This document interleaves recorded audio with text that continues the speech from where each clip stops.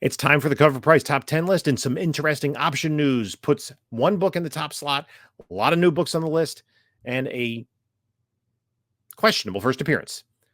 Let's look at all of them and why they're on the list up next on this video from Bronzeville Comics.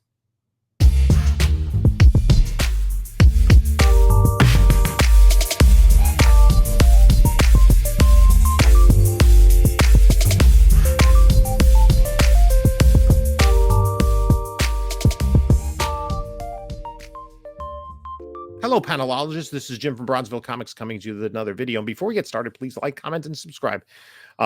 Check out the description of this video for a link to my eBay store, my email, my whatnot, and my Instagram.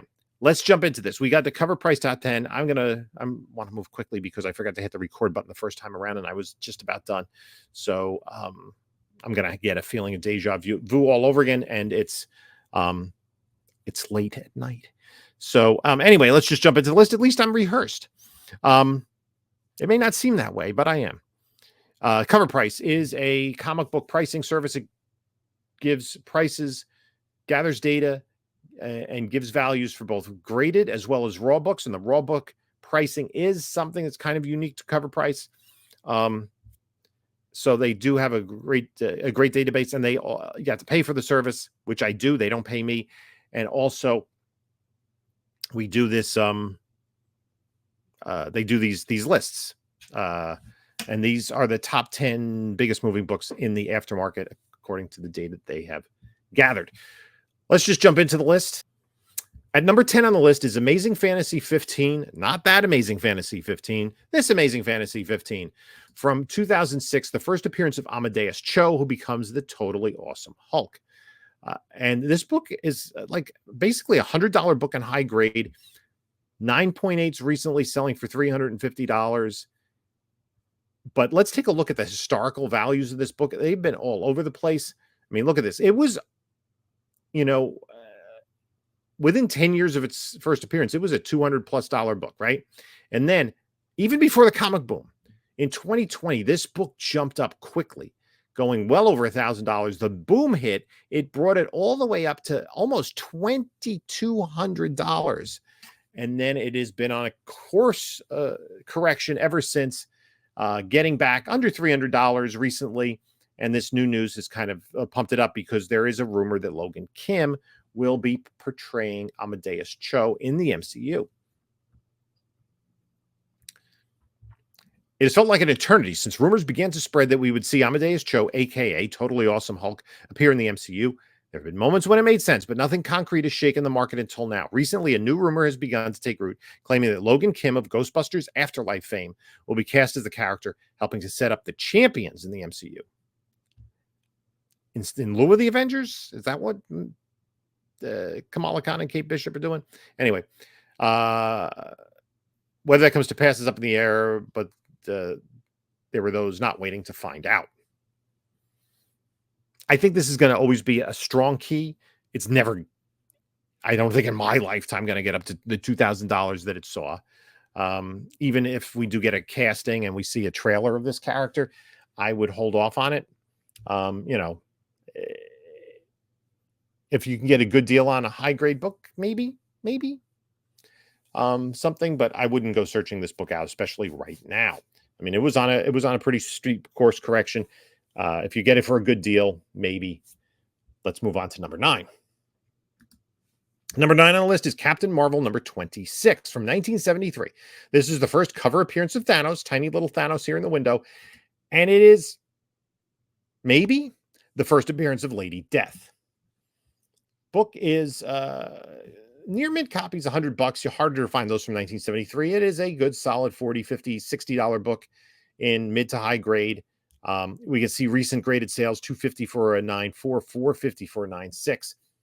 I looked at the 9.4s here, and this book has been all over the place, jumping up and down, but never really increasing or decreasing substantially over time.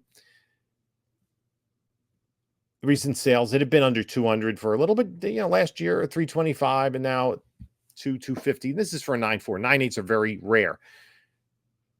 Is it the first appearance of Death? If we look at Key Collector, they list the Death keys, right?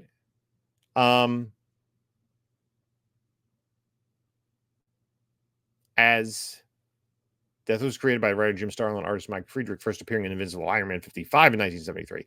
Well, now we're all over the place. First appearance to me of Death, and this was a Jim Starlin story in Journey into Mystery number 1 from 1972. This is the same Death. Maybe you could argue that the Journey into Mystery story wasn't canon because it wasn't in the superhero universe, but I think that's the first appearance. Let me know in the comments if you think the first appearance is Journey into Mystery 1, Captain Marvel 26, or Invincible Iron Man 1. I mean, I'm just sorry, Iron Man 55. Let's go to what is it? What do we say here, right? Agatha all along, sure is playing close to the chest and offering only brief hints of certain identities, but that's half the magic. And so far, they've kept the community guessing regarding the identity of Aubrey Plaza's character. Recently, there's been heavy theorizing online that she is Lady Death, who first appears in this book. That sends fans running toward the aftermarket to secure a copy. It's a 1973 book, first cover appearance of Thanos. You know, pretty cool thing cover. Still a good solid key. You can get for a deal. Yes, I wouldn't go out of my way to spend top dollar for this right now. Let's go to number 8 on the list. And it is Sven Gully 45th anniversary cover photo 1 in 10 variant. It's the 45th anniversary Bonanza. $35 for a copy. Okay. For the uninitiated, I would be amongst the uninitiated. Sven Gully has been a TV horror show coming out of Chicago since 1970. Primarily appearing on MeTV, Sven Gully has occasionally appeared in comics. Now, if it's 1970, it's not a 45th anniversary. It'd be a 54th. As the spooky season upon us, we got another Sven Gully book celebrating their monumental anniversary with an IRL in real life photo of the crew for this 1 in 10 variant, written by Sven and the team. Longtime fans were quick to secure a copy in the aftermarket. Don't know anything about it. This is what it is. I can't see it blowing up in value in the future. Who knows, though? Let's go to number 7 on the list, and it is once again on the list. Mark Spears Monsters number 1, the Bridezilla cover E. High grade books going for $50 to $80. With Halloween around the corner, we'll see many covers that inspire the holiday across this list. But this book has been in the top 10 for weeks now. I think this is the 3rd, maybe even the 4th week in the top 10. And that's not by mistake. It kicked off a spooky season as fans around the country started receiving their copies for this limited Kickstarter edition variant featuring the Bride of Frankenstein. It quickly jumped up charts everywhere as those who missed out scrambled to secure a copy. Cool cover. It's been a hot book for a while. Is it going to grow much more? I'd be interested to see when 9/8s come to market. But as I say, when 9/8s first come to market, be careful. Supply and demand. There's going to be a low supply, a high demand. As more 9/8s come to market, the supply is going to increase. The demand will probably stay the same. Let's go to number 6. And this is the Beauty number 1, the Jenny Frisen cover. This is the cover B. Near mint copies, $35, $175 recently paid for a 9.8. Going to come back to this. If we look, there are only 90 copies on the census, 76 in a 9.8. This is the cover B, and since it's Jenny Frisen, there are more copies on the census of cover B than cover A. Let's go to number 5, and it is Ghost Rider, the Robbie Reyes special. Issue number 1, first full appearance of Phantasma. No graded books yet. I guess maybe a pre-grade of $70, $10 book. So it's certainly affordable if you can find it for that. Phantasma been steadily hyped for months, and with this book, she's finally here. It marks her first full appearance as a new member of the Ghost Rider community. We've highlighted this book several times since it began circulating that she would make her full formal debut within. Now that she's here, she's enjoying a healthy aftermarket. Okay. So yeah, if you want Phantasma, go for it. Let's look at number 4. And this is Hello Darkness number 3, the Virgin 1 per store incentive cover. Cover A is the same cover, just with the trade dress covering the cheeks. This is a naked woman at a lighthouse. $75 to $90 for this book. No graded sales yet. This is from Boom and came out just a couple of weeks ago. Oops. This book was hot last week, and that's not surprising. Fans adore these one per store thank you variants, especially those with half-naked women on the cover. It certainly catches the eye and did so enough 2 weeks running to warrant a spot on the list. I don't know if there's much more to say about this than naked woman. Yeah. I'm not even sure what the book's about. I don't know if I picked up any copies, but I'm just going to jump to number 3 on the list. And this is Pilot Season, The Beauty #1 from Top Cow in 2011. High grade, 20, 30 bucks. No real graded sales to speak of. Beauty #1 holds a top spot on the list. Spoiler warning. But many have overlooked this book, which came out 4 years prior. The Pilot Season books, and there were a number of these around the time, was a way for Image to conceptualize the series and gauge fan interest. This was one of those books with The Beauty first debuting a month before Image gave audiences a closer look. Fans have been looking to this issue as the first appearance of The Beauty, but that distinction is held by the number 11 spot on the list. We'll talk about that later. Let's jump to number 2. And number 2 is XMen #5. It says XMen #1, but it's XMen #5. The Elizabeth Torque Error 1 in 25 variant is an error because it says #1 on the cover when it's really #5. I don't know, $20 to $40 for a high grade, maybe a pre-sale of a 9.8.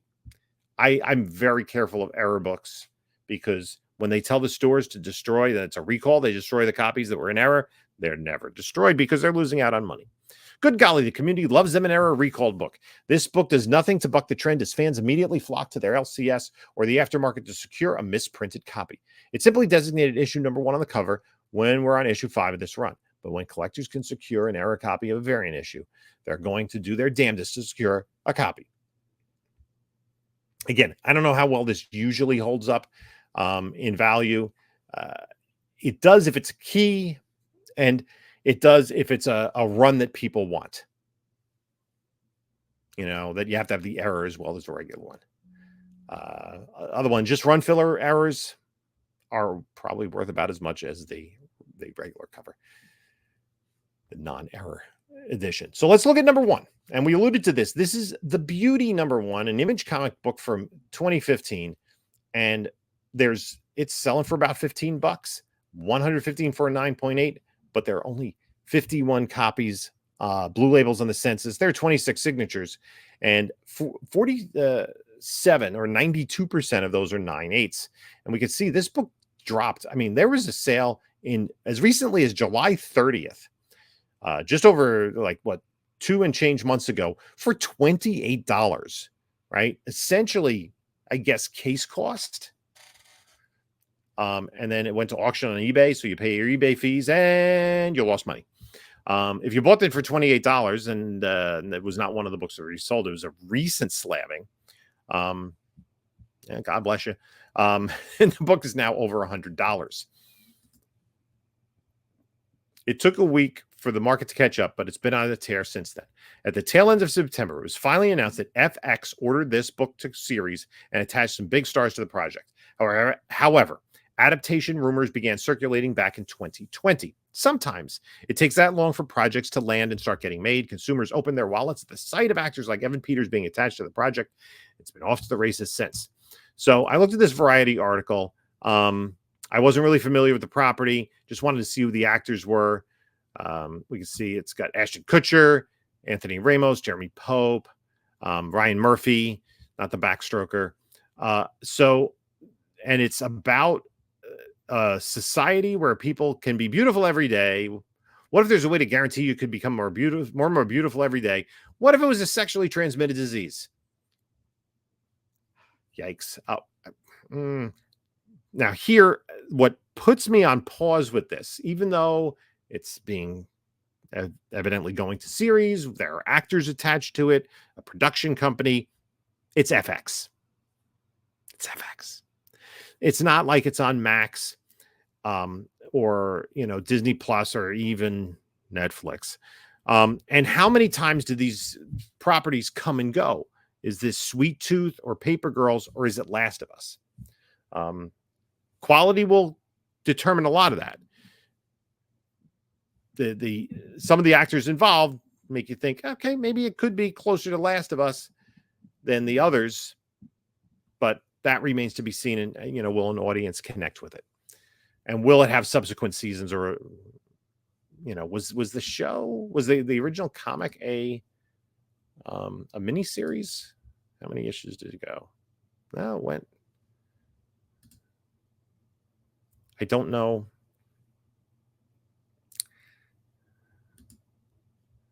It went 29 issues, not a mini series, went all the way to 2019.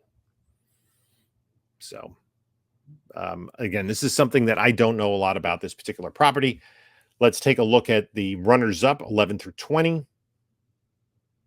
And we have Pilot Season Declassified, which came out before Pilot Season The Beauty and is the first appearance of those characters. Masters of the Universe, #1. She-Ra's getting a live-action show. This is the first appearance of He-Man, Skeletor, and Masters of the Universe in their own comic book. This DC miniseries came after the DC Comics Presents appearance, but before the Marvel Star Comics run. Fantastic Four '94, first appearance of Agatha Harkness. This has stayed steady.